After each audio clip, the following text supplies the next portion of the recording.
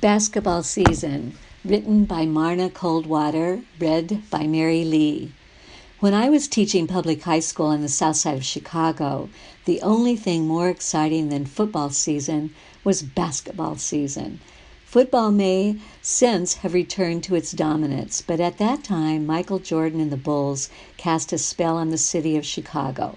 Throughout those long gray winters of the 1990s, the city was brightened everywhere by the warm artificial sunlight cast by the big orange rubber basketball.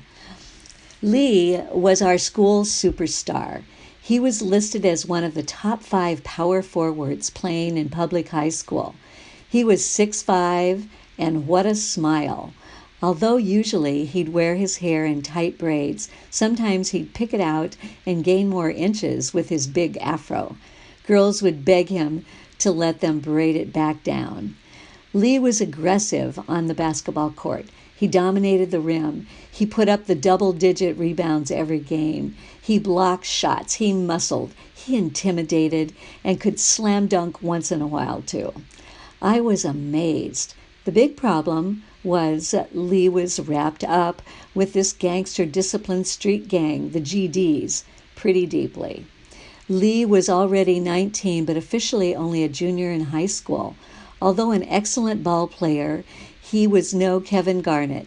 The NBA had no care if Lee existed, but there were college recruiters that did. But would the gang get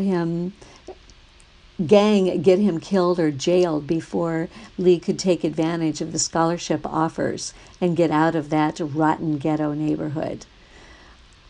I became Lee's biggest cheerleader among the teachers. Lee was not the most popular kid among the teachers. He was disruptive, argumentative, and disrespectful with many. He failed enough classes to only earn 3 years' worth of credits in 5 years. But somehow, by the end of that year, I actually convinced enough teachers to let Lee make up papers and retake enough exams for Lee to graduate and get his diploma before turning 20 years old. Lee was enrolled in all 3 different classes I taught. He suddenly loved history. Over a foot taller than me, he'd laugh at my challenges with the tall window lock or high shelf and loved to lend his reach for his obvious favorite teacher. He was my helper and I was his. He kept his notebooks impeccably. I made photocopies so that I could have notes for my off-the-cuff responses to students' questions or current event explanations. His papers were well-written and insightful. His flair for entertaining crowds and his natural leadership made those classes a lot of fun. Often I asked Lee to review the highlights of historic events. He'd get us all roaring about what homeboy or G, meaning someone like Napoleon Bonaparte, had done. I was a little distracted by that smile sometimes. I sat with Lee's dad and sisters during the games. After a win, Lee was such a sore loser. He'd come up to the stands with that sweaty shirt slung over his bare shoulder and ask, "Miss Coldwater, did you see me do this or that move?" I'd look up and see that smile and once in a while would feel my heart jump. I was 27 that year. It was rough sometimes.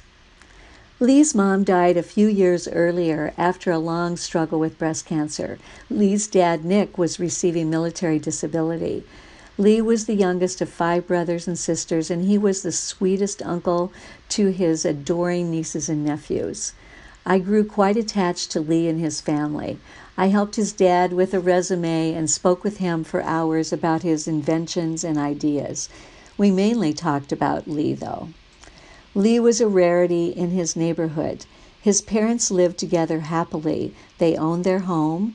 Nick, Lee's father, worked many years until his back just wouldn't let him anymore. Nick told me how Lee would lose new clothes or shoes on purpose to other kids sometimes. It broke my heart to know Lee used and sold drugs with the gang. I could only imagine what all he had seen and done. One day after school, during one of our tutoring chat sessions, Lee seemed particularly moody. "What's up, Lee?" I asked.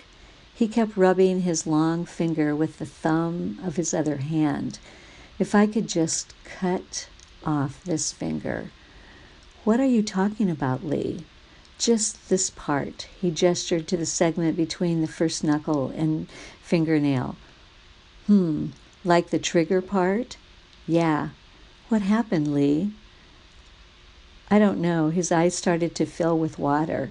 "Did you shoot somebody?" "I don't know." Some water spilled out of his eyes. Mine too. "Oh, Lee, you have to stay away from that scene. You know that. It's not so easy. They come over, and I don't want them messing with my dad's house." "You have to graduate and get out of here." "I know, but I can't go to college, Miss Coldwater. I'm a thug. I'm a killer." "God, Lee." "But that's not all you are. You're an athlete too. You're a scholar. You're a son and a brother and an uncle. You're a lot of good things. Only part is thug." Yeah, his face brightened. Then that smile. "You better go, Miss Coldwater, so you can get out of here before dark." He walked me to my car, and we both felt good. It was one of those rare moments in my life that I felt like I said the right thing at the right time. It may have really made a difference. Lee graduated in the spring and went to a community college in the fall in California.